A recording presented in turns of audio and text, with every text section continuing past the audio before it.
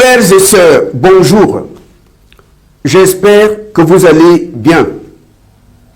Je fais cette petite exhortation pour dénoncer mon ennemi, le diable, qui a fait de la tromperie et du mensonge un métier. Alors que Jésus faisait un jeûne de 40 jours, il est allé dans le désert parce qu'il voulait un endroit calme, sans bruit. Le diable l'observait. Et Satan est venu le trouver. Jeune homme, je t'observe. Tu ne manges pas. Tu ne bois pas de l'eau. C'est quoi ton problème? Regarde, les richesses de ce monde, elles sont à moi. Regarde la gloire de ce monde. Elle est à moi. Je la donne à qui je veux. Quel est ton problème? Frères et sœurs, Jésus-Christ a refusé. Combien de personnes dans ce monde ont l'argent parce qu'elles ont signé un pacte avec le diable? Combien de personnes sont riches parce qu'elles sont passées par là, par un pacte? On a été voir un marabout faire un rituel pour devenir riche. Pour être riche, beaucoup de personnes, que ce soit dans les affaires, dans la musique, dans le sport, sont passées par le diable. Beaucoup de personnes, frères et sœurs, beaucoup de personnes ont fléchi les genoux devant le diable. Satan a dit à Jésus, regarde les richesses de ce monde, regarde la gloire de ce monde, je la donne à qui je veux, à condition que tu m'adores. Beaucoup de personnes, que ce soit par des marabouts, que ce soit dans des loges maçonniques, beaucoup de personnes qui sont riches aujourd'hui, qui brillent aujourd'hui, sont passées par le diable en signant un pacte. Alors, nous allons voir le cas d'une personne qui a vendu son âme au diable pour les richesses de ce monde, pour la gloire, pour devenir une star de renommée internationale. Il s'agit de l'artiste Bob Marley que vous connaissez. Bob Marley est né le 6 février 1945 et il est mort d'un cancer à Miami, aux États-Unis, le 11 mai 1981. Sa mère s'appelait Cedella Booker et son père Norval Sinclair.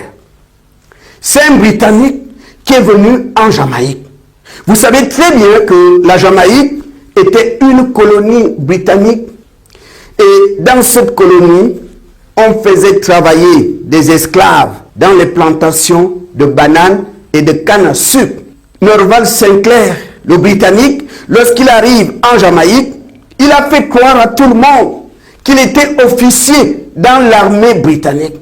Mais on va découvrir après que c'était un menteur. Il était tout simplement un contremaître dans les plantations de canne à sucre. Mais Norval Sinclair entretenait une relation amoureuse avec une jeune fille, la maman de Bob Marley, Cedella. Il couchait en cachette avec la jeune fille.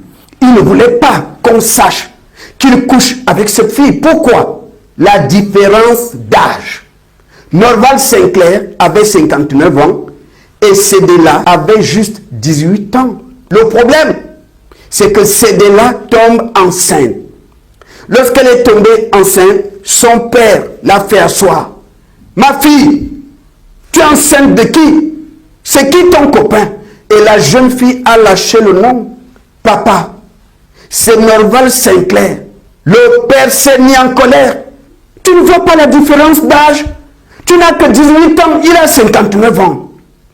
Frères et sœurs, Cedella va accoucher Bob Marley au village. Et comme Norval Sinclair, son père, ne venait même pas voir l'enfant, donc la jeune fille se retrouve seule à s'occuper de Bob Marley. Un jour, elle a dit à ses parents, papa, maman, je préfère aller à Kingston, aller faire des petits boulots pour m'occuper de mon enfant. Les parents ont accepté. Elle arrive à Kingston et va habiter dans une banlieue chaude où il y avait la drogue, toutes sortes de violences, la prostitution. Donc Bob Marley se retrouve là. À 14 ans, il quitte l'école. Bob Marley a été à l'école jusqu'à 14 ans. Il se retrouve à la maison parce que sa mère n'avait pas l'argent pour financer ses études. C'est comme ça que Bob Marley se retrouve à la maison. Donc, à longueur de journée, il se balade avec ses amis. Il se balade partout, ils vont un peu partout.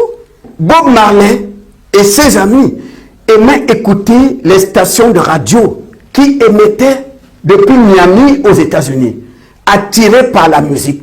Parce que ces stations de radio avaient l'habitude de faire passer à l'antenne des jeunes musiciens américains, des jeunes talents. C'est par là qu'est venue l'inspiration. Bob Marley a dit à ses amis, ce que font ces jeunes Américains, nous aussi on peut le faire. Donc on va acheter des instruments de musique et on va commencer à s'entraîner. Et c'est ce qu'ils ont fait. Donc ils s'entraînaient tous les jours. Et petit à petit, les gens du quartier ont commencé à s'intéresser à leur musique. On les invitait à animer les soirées de mariage, les baptêmes, les anniversaires. Et ils gagnaient un peu d'argent avec ça. Un jour, un monsieur s'est approché de lui et lui a dit, jeune homme, tu as du talent, un grand talent, mais tu n'as pas l'argent. Moi, j'ai l'argent. Si tu es d'accord, je peux financer ta musique. Bob Marley a accepté. Je dois te dire la vérité.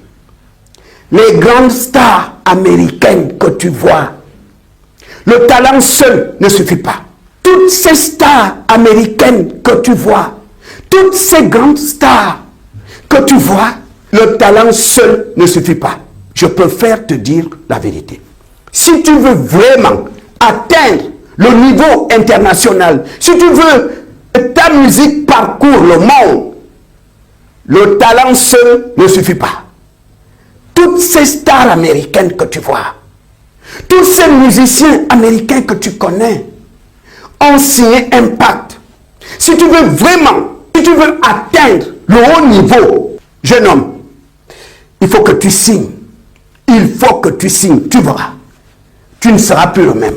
C'est cet homme qui a séduit Bob Marley et Bob Marley a signé un pacte. Frères et sœurs, je veux dire quelque chose ici. Peut-être tu as un parent, un ami qui est dans des loges, qui est dans les sociétés secrètes. Cet homme a une chambre. Même son épouse n'entre pas là-bas. Il y a des gens comme ça. Ils sont dans des loges. Ils sont dans des sociétés secrètes. Mais il a une chambre spéciale. Ses enfants ne mettent pas pied là-bas. Même sa femme n'entre pas dans cette chambre. Il faut que tu saches que cet homme, sa richesse, son pouvoir vient d'une sirène des eaux. C'est dans cette chambre qu'il fait tout avec la sirène. Il n'y a que lui qui entre là-bas.